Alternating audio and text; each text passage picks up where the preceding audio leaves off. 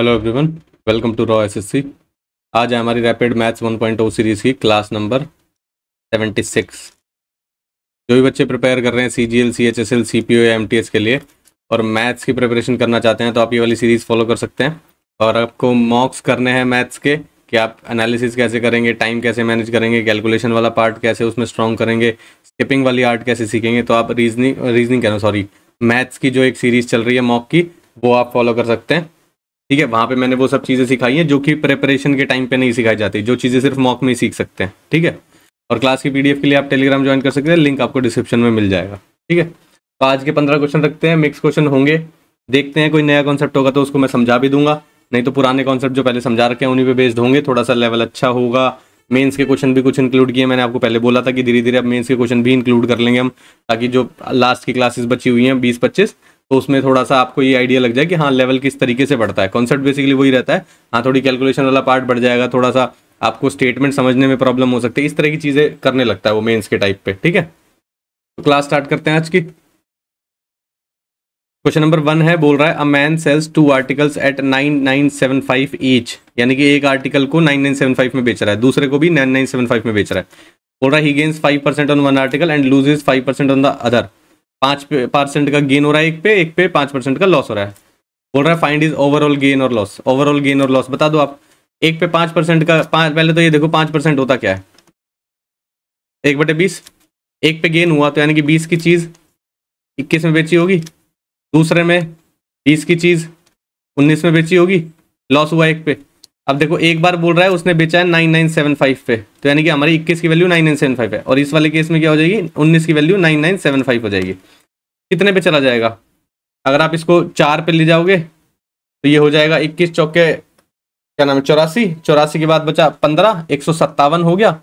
फिर जाएगा 7 पे 147, ठीक है ना, 147 हो गया, 157 में से 147 गया, 10 बचा, 105 बचा, 21 पंजे 105। ठीक है, यानी कि इसकी वैल्यू इन टर्म्स ऑफ 475 का मल्टीपल लिखा हुआ है, तो यहाँ पे भी हम 475 का मल्टीपल लिख देंगे। 0 आ जाएगा, 5 दूनी 10, 7 दूनी 14 और 1 15, 4 दूनी 8 और 1 9, 95 हो गया। ठीक है, यहाँ पर देखते हैं 19 पंजे 95 होता है, 4 बचेगा 47, 19 दूनी 38 होता है, 38 और 47 में कितना गैप है 9 का, 19 पंजे 95 होता है। इसका भी लिख दोगे आप 525 का मल्टीपल, कितना हो जाएगा 0, 5 दूनी 10, 2 दूनी 4 और 1 5, 5 दूनी 10, 10,500। ये सीपी निकल के आ गया आपको दोनों का, और ये एसपी है बेसिकली। बोल रहा ना इतने में बेचा है, पूछ रहा है ओवरऑल लॉस और गेस, तो टोटल सीपी कितना हो गया 9500 प्लस में 10,500, कितना हो गया 00 0 9 और 1 10 और ये 20,000। टोटल एसपी कितना हो गया, एक था 9975 और दूसरा भी था 9975। 5 और 5 10, 7 7 14 और 1 15, 9 और 9 18 और 1 19, 9 और 9 18 और एक कैरी था वो हो गया 19, 19,950 हो गया टोटल सेलिंग प्राइस। टोटल से कॉस्ट प्राइस था 20,000। कितने का गैप है, यानी कि लॉस हो रहा है बेसिकली, तो आप प्रॉफिट को तो काट सकते हो यहाँ तक आने के बाद। उसके बाद भी ज़्यादा काम नहीं रह गया, 50 का ही लॉस है, तो लॉस कितने का हो रहा है 50 रुपये का, तो यानी कि ऑप्शन बी आपका सही आंसर हो जाएगा। क्लियर है भाई, समझ में आया, आगे बढ़े। ये देखो कोसेक 39 डिग्री की वैल्यू दी हुई है एक्स, आपको इस पूरी टर्म की वैल्यू निकालनी है, सही है ना। ट्रायंगल बना लेते हैं, ये 39 डिग्री है सपोज। कोसेक थीटा क्या होता है, हाइपोटेनियस अपॉन बेस, सही है भाई। हाइपोटेनियस अपॉन बेस होता है, हाइपोटेनियस अपॉन परपेंडिकुलर होता है भाई। साइन का उल्टा होता है ना, पी बाई एच होता है साइन, तो एच बाई पी होगा कोसेक, तो एच बाई पी यानी कि एक्स बाय 1 हो गया। अगर आप इसकी वैल्यू निकालोगे तो ये क्या आ जाएगा, √x² - 1। पाइथागोरस थ्योरम लगाइए भाई, हाइपोटेनियस का स्क्वायर माइनस दिस का स्क्वायर अंडर द रूट, इसको दे देता, बेस की वैल्यू निकल आएगी। ठीक है, तो ये आपको पता चल गया। अब जो जो चीजें गिवन है उसकी वैल्यू पुट करते हुए चलो। ये 39 डिग्री है तो ये याद रखना ये 51 डिग्री होगा, क्योंकि ये तो 90 डिग्री है आपका। अब देखो क्या पूछा हुआ है, 1/cosec² 51, ये 51 है। ठीक है, इसके अकॉर्डिंग कोसेक की वैल्यू निकालनी है आपको, तो हाइपोटेनियस अपॉन परपेंडिकुलर हो जाएगा, यानी कि x अपॉन दिस हो जाएगा, यानी कि x अपॉन दिस की मतलब क्या है, ये ऊपर चला जाएगा, तो 1 की जगह आप क्या लिख सकते हो, √x² - 1 प्लस साइन स्क्वायर 39, और इसका स्क्वायर है बेसिकली, याद रखना। ठीक है, साइन स्क्वायर 39 ये रहा, साइन स्क्वायर लिखना है इसका, तो p बाय एच होता है, तो यानी कि 1/x² हो जाएगा ये, प्लस tan 51, ये रहा tan 51, तो परपेंडिकुलर अपॉन बेस होता है, इसका स्क्वायर लिखना है, तो यानी कि √x² माइनस 1 का स्क्वायर लिखना है आपको यहाँ पे, माइनस 1 अपॉन साइन स्क्वायर 51, ये रहा 51, साइन निकालोगे तो ये इंटू ये अपॉन ये हो जाएगा, यानी कि √x² माइनस 1 अपॉन x का स्क्वायर, मल्टीप्लाई में क्या लिखना है, सेक स्क्वायर 39, 39 ये रहा। कॉस क्या होता है, बेस अपॉन हाइपोटेनस, सेक क्या होगा, हाइपोटेनस अपॉन बेस, तो यानी कि x अपॉन √x² माइनस 1 इसका होल स्क्वायर। सही है, अब इसको सॉल्व कर लेते हैं। देखो ये रिवर्स में लिखी हुई चीज है और स्क्वायर में है, तो ये तो पूरा का पूरा कैंसिल हो जाएगा एक दूसरे से, खोलोगे भी तो ये x² बन जाएगा, ये भी x² बन जाएगा, इसका रूट हट जाएगा, तो ये भी सेम चीज है, ये भी सेम चीज है, कट गया, तो यहाँ पे 1 बचा आपका ऊपर। इसको ओपन कर लेते हैं, ये क्या हो जाएगा, x² minus 1 upon x² plus 1/x² plus x² minus 1 और ये भी माइनस 1। सही है, एलसीएम ले लो इसका, अगर ले सकते हो तो एलसीएम लोगे इसका तो क्या आ जाएगा आपके पास, x², ये तो एज इट इज रहेगा x² माइनस 1, ये एज इट इज रहेगा 1, प्लस इसका एलसीएम लोगे तो यहाँ पर ये हो जाएगा क्या चीज, अगर सेम x² आएगा ऊपर मल्टीप्लाई करोगे इसको तो x⁴ माइनस x² और यहाँ पे माइनस का x², ये x² से ये x² एज इट इज चला गया। ठीक है, दूसरा आपको और क्या मिल रहा है, x⁴ है, ये 1 है, ये 1 है, ये भी एज इट इज चला गया। ठीक है, अब आपके पास बचा है x⁴ minus x² upon x²। सही है, ये चीज बच गई, इंडिविजुअली डिवाइड कर सकते हो आप इसको, तो ये हो जाएगा x² माइनस ये हो जाएगा 1, x² माइनस 1 आपका आंसर आएगा, जो कि है ऑप्शन नंबर डी में। क्लियर है भाई, वेरिएबल की टर्म्स में वैल्यू दी हुई है, इसलिए शायद आपको कॉम्प्लिकेटेड लग सकता है, थोड़ा कैलकुलेटिव लग सकता है। अगर यही चीज आपको सिर्फ इंटीजर्स की टर्म में दी होती तो आप फटाफट मल्टीप्लाई डिवाइड आराम से कर लेते हो, लेकिन वही चीज रूट में, स्क्वायर में और वेरिएबल की टर्म्स में चल रही है तो आपको ये लगता है अरे थोड़ा सा कॉम्प्लिकेटेड, जबकि ऐसा नहीं है, कॉन्सेप्ट वही चीज हो रही है यहाँ पे यूज। नेक्स्ट देखें, ये देखो x + 1/x या बेसिकली √x + 1/√x की वैल्यू दी हुई है और x³ + 1/x³ की वैल्यू पूछी हुई है। देखो इसका स्क्वायर कर लेते हैं पहले, तो x + 1/x तो निकालोगे,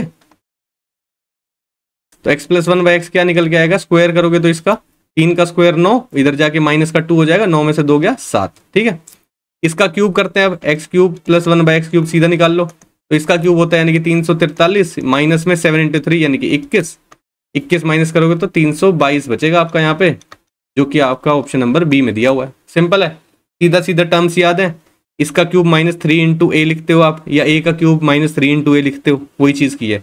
7 का क्यूब -3 × 7 लिखा हुआ है। क्लियर, आगे बढ़ते हैं। बोल रहा है find the least number which when divided by this this this and this leaves 4 as a remainder in each case, but when divided by 7 leaves no remainder. ठीक है जी, सबसे पहले तो ये देखो इन सब से डिवाइड होने वाला नंबर कौन सा, तो यानी कि इन सब का एलसीएम लोगे। एलसीएम लेने के लिए सिंपल तरीके से ले लेते हैं, चलो 18, 24 और 30, 6 से एलसीएम ले लो, 6 दूनी 12, 6 3 18, 6 चौक 24, 6 पंजे 30, 2 से फिर ले लो, 1 3 2 5 हो गया, 6 दूनी 12 हो गया, और ये 5 3 15, 15 दूनी 30 × 30। ठीक है, कितना हो गया, 12 36, 360 हो गया। अब कह रहा है 4 रिमाइंडर बचता है, ये तो एग्जैक्ट नंबर है जो कट जाएगा, 4 रिमाइंडर बचने के लिए इसमें 4 प्लस करोगे यानी कि 364 हो जाएगा। अब आपको बस ये देखना है क्या ये 364 नंबर जब डिवाइड किया जाता है 7 से तो क्या रिमाइंडर 0 आता है, तो यही नंबर हो जाएगा। अगर नहीं हुआ तो कुछ और नंबर आएगा, वो फिर हम मल्टीप्लीकेशन में देखते हैं कि आगे नंबर कितना बढ़ा सकते हैं। ठीक है, इसको 7 से डिवाइड करो, 7 पंजे 35, 1 बचा 14, 7 दूनी 14, यानी कि एग्जैक्टली ये डिविजिबल हो रहा है, तो यानी कि 364 ही आपका सही आंसर है। समझ में आया, अगर ये नंबर डिविजिबल नहीं होता तो इसके मल्टीपल्स देखते हम। क्लियर है, आगे बढ़े। ये देखो क्वेश्चन है, in the given figure ABCD is a rectangle and P is the point on DC such that BC की वैल्यू 24 है, यहां से यहां तक 24 है, DP की वैल्यू 10 है, DP ये रहा, यहां से यहां तक 10 है, CD की वैल्यू 15 है, C और D ये रहा, ये पूरी 15 है, ये 10 है तो ये 5 हो जाएगी, यहां से यहां तक ये पूरी 15 हो जाएगी, रेक्टेंगल दिया हुआ है क्योंकि। ठीक है, ये 24 हो जाएगी। सही है, आपसे पूछा है AP produce intersect BC produce at Q, यहाँ पे इंटरसेक्ट कर रहे हैं, then find the value of AQ। ये वाला पॉइंट और ये वाला पॉइंट ध्यान से देखो, इसकी वैल्यू पूछी हुई है आपसे, कैसे निकल सकती है भाई। ये 2 ट्रायंगल तो मेरे को दिखाई दे रहा है, सिमिलैरिटी का कॉन्सेप्ट कुछ यूज हो सकता है। ये छोटे वाला ट्रायंगल QPC और QAB हो सकता है, पर दिस बाय दिस करोगे तो दिस बाय पूरा ये होना चाहिए ए क्यू का, तो ना ये वाली साइड है ना ये वाली साइड है, ये वाली निकल सकती है एपी, एपी तो निकल सकती है, ये 90 डिग्री है, 24 है, 10 है, पाइथागोरस थ्योरम लगाओगे तो ये कितना आ जाएगा 26, भाई 576 प्लस 100 676 हो जाएगा। ये किसका अंडर रूट होता है 26 का, मतलब 26 का स्क्वायर होता है, तो ये हाइपोटेन्यूज की वैल्यू 26 आ गई। ये 26 कहाँ से कहाँ तक है, यहाँ से यहाँ तक, ठीक है। अब आप देखो सिमिलैरिटी लगाना इसमें, इसकी वैल्यू मान लो आप x, ये ट्रायंगल सिमिलर है ये तो पता चल गया, ये एंगल कॉमन है, ये 90 है तो ये भी 90 है, तो ये वाला भी इसके इक्वल हो जाएगा। क्लियर है, तीनों एंगल इक्वल हैं तो आपके ये जो दोनों ट्रायंगल हैं ये सिमिलर होंगे। सिमिलर है तो साइड का रेशो प्रपोर्शन जो होता है वो इक्वली होता है, ठीक है। अब इसको क्या करते हैं, x अपॉन दिस लिखते हैं। देखो छोटे वाले ट्रायंगल की छोटी साइड x और बड़े वाले ट्रायंगल की बड़ी साइड यानी कि 26 प्लस x किसके बराबर होनी चाहिए, छोटे वाले एंगल की ट्रायंगल की छोटी साइड कितनी है, ये 5 है, बड़े वाले ट्रायंगल की बड़ी साइड कितनी है, ये 15 है, हो गया इक्वल, रख दिया। अब सॉल्व कर लो इसको, 5 दिया 15, ये उधर जाके 3x हो जाएगा, ये उधर जाके 26 प्लस x हो जाएगा, ये x इधर आके माइनस होगा तो 2x की वैल्यू 26 आ जाएगी, तो x की वैल्यू कितनी हो जाएगी 13, तो ये वैल्यू है 13। आपसे पूछा a और q की, 26 प्लस 13 कितना होता है 39, हाँ दिया है, ऑप्शन नंबर सी में दिया हुआ है। अच्छा क्वेश्चन है, रेक्टेंगल की प्रॉपर्टी है, पाइथागोरस थ्योरम भी लगा रहा है, सिमिलरिटी भी लगवा रहा है और साइड का रेशो भी लिखना पड़ रहा है। अच्छा क्वेश्चन दिया हुआ है, ठीक है। इसको अगर नहीं समझ में आ रहा है तो एक बार दोबारा से करके देखना जरूर। नेक्स्ट देखें, ये देखो 3 sin x plus 4 cos x की वैल्यू दी हुई है, 3 cos x minus 4 sin x निकालना है आपको। जब ऐसे ही रिवर्स लिखा हो तो क्या करते हो आप, स्क्वायर कर लो इसका, इसका स्क्वायर करोगे तो ये हो जाएगा 9 sin square x plus 16 cos square x plus 2a भी होता है, 4 दिया 12, 12 दूनी 24, 24 sin x cos x, इसकी वैल्यू हो जाएगी 4, ठीक है। इसका स्क्वायर करोगे तो क्या हो जाएगा 9 cos square x plus 16 sin square x minus 24 sin x cos x, इसकी वैल्यू सपोज करो x मान ली थी आपने, तो ये हो जाएगा x स्क्वायर के इक्वल। दोनों को ऐड कर लो, ये कट गया। अब साइन की चीजें अलग लिख लो, साइन स्क्वायर x के साथ क्या हो जाएगा 16 प्लस 9 25 प्लस इसमें से क्या कॉमन ले लोगे, cos स्क्वायर x कॉमन ले लोगे, 16 9 क्या हो जाएगा, ये भी 25, ये हो जाएगा 4 प्लस x स्क्वायर, 25 कॉमन ले लोगे, sine square theta plus cos square theta कितना होता है 1, तो 25 एज इट इज हो जाएगा is equal to 4 plus x square, ये 25 जाके माइनस हो जाएगा उधर, ये 21 हो जाएगा, एक्स स्क्वायर की वैल्यू 21 आ गई, तो एक्स की वैल्यू कितनी आ जाएगी अंडर रूट 21, जो कि दिया हुआ है ऑप्शन नंबर ए में। हमने एक्स लेट करी थी भाई, तो एक्स की वैल्यू निकाल दी, वही चीज है। समझ में आया, ये डायरेक्ट भी रिजल्ट याद होता है लेकिन आपको प्रोसेस पता होना चाहिए, इसलिए मैंने प्रोसेस लिखा है, ठीक है। इसकी वैल्यू सीधा करके आप एक्स स्क्वायर लिखते हो, ये सारी चीजें आप ये देखते हो कि एक्स साइन स्क्वायर बन जाएगा, कॉस स्क्वायर बन जाएगा, 1 आ जाएगा, बस ये जो नंबर होते हैं इनका ध्यान रखना होता है, ठीक है। ये कैसे पता चलता है, प्रैक्टिस के साथ पता चलेगा, शुरू में पता नहीं चलेगा। पर आपको शुरू में क्या पता चलता है, सिर्फ स्क्वायर करके हम कुछ आइडेंटिटी बना सकते हैं, sine square theta plus cos square theta कुछ तो होता है, तो वहां से प्रोसीड हो जाएगा। लेकिन जब आप इस चीज के तरह के क्वेश्चन ज्यादा कर लोगे तो आपको डायरेक्ट समझ में आएगा, 16 वहां से आएगा, 9 वहां से आएगा, 25 आएगा, 25 की वैल्यू सीधा 4 प्लस एक्स स्क्वायर रख दोगे आप। समझ में आया, आगे बढ़ते हैं। पूरा divisor is 15 times the quotient and 3 times the remainder, remainder की वैल्यू है 40, रिमाइंडर की वैल्यू 40 है, तो डिवाइजर कितना हो जाएगा, बोल रहा है 3 टाइम्स द रिमाइंडर, इसका 3 टाइम्स यानी कि 120। क्वोशिएंट का 15 टाइम है, अगर ये 15 गुना है तो क्वोशिएंट क्या होगा, डिवाइड बाय 15, 15 छिक्के 90, 15 अट्ठे 120, ठीक है। तो क्वोशिएंट की वैल्यू कितनी होगी 8। डिविडेंड निकालना है, quotient into divisor plus remainder, इन दोनों को मल्टीप्लाई करो, 12 अट्ठे 96, 960 प्लस रिमाइंडर की वैल्यू 40 यानी कि 1000, ये आपका आंसर है, ऑप्शन डी सही हो जाएगा। इजी है भाई, आगे बढ़े। ABCD is a rhombus, ABC की वैल्यू दी है इतनी, रोम्बस बना लो ABCD, ABC की वैल्यू कितनी दी हुई है 52 डिग्री। आपसे पूछा ACD ये वैल्यू पूछी हुई है, ठीक है। अब देखो ऑपोजिट साइड एंगल्स इक्वल होते हैं रोम्बस के, तो ये 52 होगा तो ये भी 52 हो जाएगा।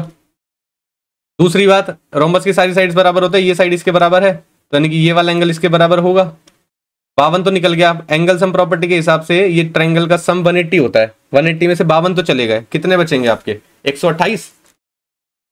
उसके बाद क्या पता चल रहा है हमें? ये दोनों एंगल इक्वल है क्योंकि इसके सामने की दोनों साइड इक्वल है, आइसोसेलेस ट्रायंगल की प्रॉपर्टी। ठीक है, तो यानी कि दोनों एंगल इक्वल होंगे तो 128 को दो इक्वल पार्ट में डिवाइड कर दो, कितना आएगा? 64 डिग्री। यही आपका आंसर है, ऑप्शन नंबर ए सही हो जाएगा। सही है भाई, रोम्बस की प्रॉपर्टी लगेगी, एंगल सम प्रॉपर्टी लगेगी, आइसोसेलेस ट्रायंगल की पता होना चाहिए कि दोनों साइड्स अगर बराबर है तो उसके सामने के दोनों एंगल्स बराबर होते हैं। ठीक है, आगे बढ़े। What are the train ticket fare from places A to B in second class AC and third class AC? इतना और इतना। सेकंड क्लास में बोल रहा है एक तो 2500 रुपए की है, थर्ड क्लास में बोल रहा है 2000 रुपए की है। ठीक है, if the fair of the second class AC and third class AC, second class AC का बढ़ गया है 20% से और थर्ड क्लास AC का बढ़ गया है 10% से। Find the ratio of the new fares of second class AC और थर्ड क्लास, इन दोनों का रेशियो निकालना। इसका 20% बढ़ा दो, 20% कितना होता है? 1/5। इसका 1/5 कितना होगा? 500 रुपए, यानी कि इसकी वैल्यू कितनी होगी बढ़ के? 3000। इसका 10% बढ़ाओगे तो कितनी वैल्यू हो जाएगी? 200 रुपए। 2000 में 200 बढ़ाओगे तो ये 2200 रुपए हो गया। इनका रेशियो आपको निकालना है, 2 0 से 2 0 कट गई, 15 यहाँ आ जाएगा काट के, 11 यहाँ आ जाएगा, 15:11 आपका आंसर आएगा, जो कि है ऑप्शन नंबर सी में। क्लियर है भाई, आसान है, सिर्फ इंक्रीज करना है जैसे जैसे बढ़ाने के लिए बोल रहा है। उसके बाद रेशियो निकालना है, रेशियो निकाल दिया। आगे बढ़ते हैं। In an examination 92% of the student passed and 480 students failed, यानी कि कितने परसेंट स्टूडेंट फेल हुए हैं? 8% समझ में आ रहा है मुझे तो, जिसकी वैल्यू दी हुई है आपको 480। 1% की वैल्यू कितनी हो जाएगी? 60। बोल रहा है कितने स्टूडेंट अपीयर हुए थे, तो 100 की वैल्यू निकाल दो, यानी कि 6000। ये आपका आंसर है, ऑप्शन सी सही हो जाएगा। क्लियर, आगे बढ़े। In the given figure the measure of angle A, अच्छा जी ये निकालना है, इसकी वैल्यू फाइंड आउट करो। क्या क्या दिया हुआ है? ये 8 दी हुई है तो ये भी 8 दिया हुआ है, 70 दिया हुआ है, 70 दिया हुआ है, 7 दिया हुआ है, 7 दिया हुआ है। साइड एंगल साइड दिखाई दे रहा है, साइड एंगल साइड प्रॉपर्टी से कॉन्ग्रुएंट हो गए। A B C congruent to triangle P Q R, सही है। कॉन्ग्रुएंसी से क्या पता चलेगा? ये वाला एंगल इसके इक्वल होगा, 2x की वैल्यू x + 20 के इक्वल होगी। x की वैल्यू कितनी निकल के आ गई यहाँ से? 20 डिग्री। 20 डिग्री है तो 2x की कितनी वैल्यू हो जाएगी? 40 डिग्री। एंगल ए कितना हो जाएगा? 40, जो कि दिया हुआ है ऑप्शन नंबर ए में। क्लियर, आगे बढ़े। ये देखो, A and B together can do a piece of work in 12 days, A alone can do it in 18 days। A और बी साथ में मिलके कितने करते हैं? 12 दिन में। ए अकेला कितने दिन में कर लेता है? 18 दिन में। 36 एलसीएम आ गया, 18 दूनी 36, 12 तिया 36। ए की एफिशिएंसी 2 है, यहाँ पे भी 2 होगी, तो बी की एफिशिएंसी कितनी हो जाएगी? 1 निकल के आ गई यहाँ से। ए की तो 2 दिखाई दे रही है आपको।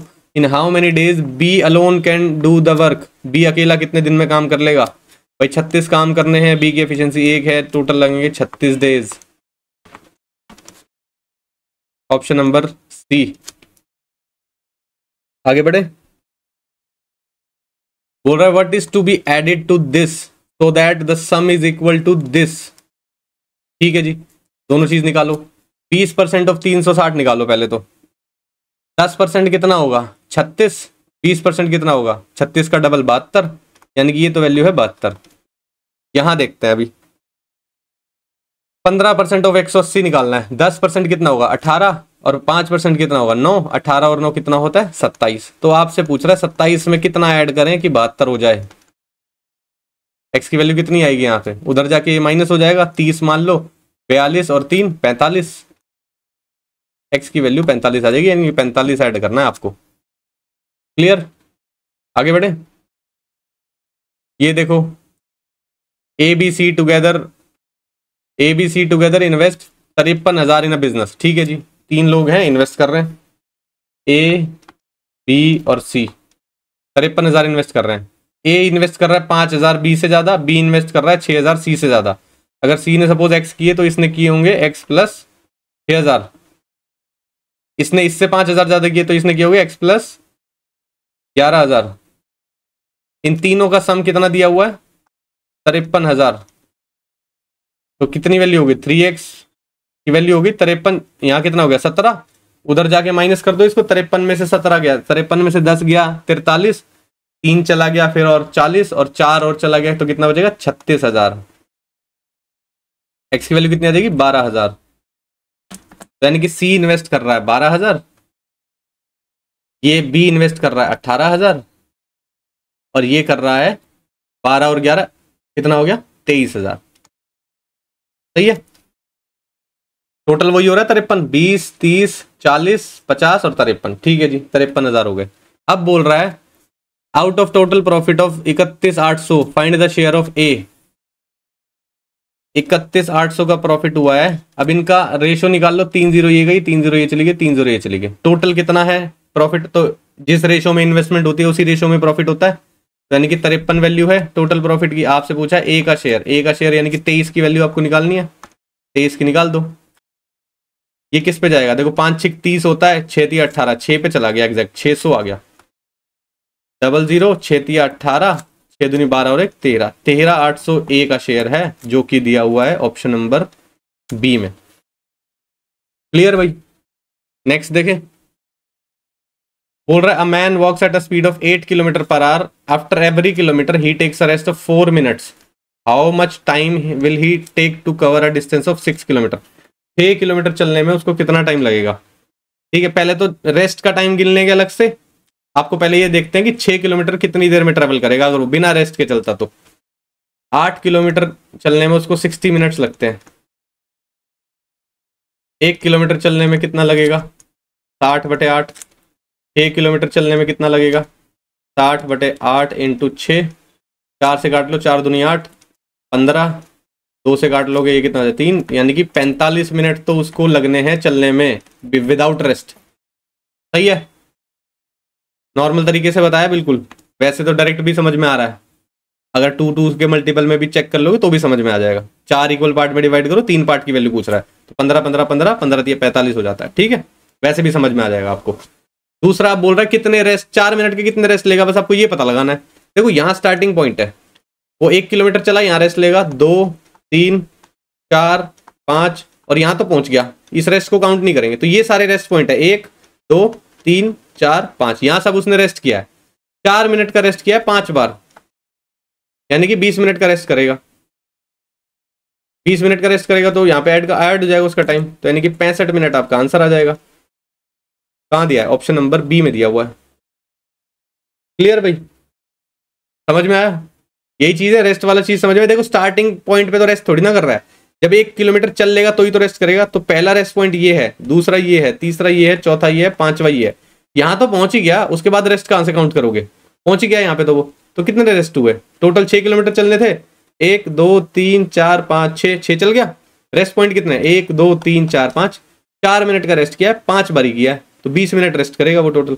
45 मिनट उसे चलने में लगना है, 20 मिनट का रेस्ट है, 65 मिनट आपका आंसर आ जाएगा। क्लियर है? तो ये थे आज के 15 क्वेश्चन। किसी क्वेश्चन में डाउट लगे आपको, थोड़े से मेंस के भी क्वेश्चन इंक्लूड किए हैं इसमें। अगर लगता है आपको कि किसी की लैंग्वेज समझ में नहीं आ रही या कोई कॉन्सेप्ट समझ में नहीं आया तो आप पूछ सकते हैं, टेलीग्राम पे मैसेज कर सकते हैं। ठीक है, तो फिर आज की क्लास के लिए इतना ही रखते हैं, मिलते हैं नेक्स्ट क्लास में। Thank you.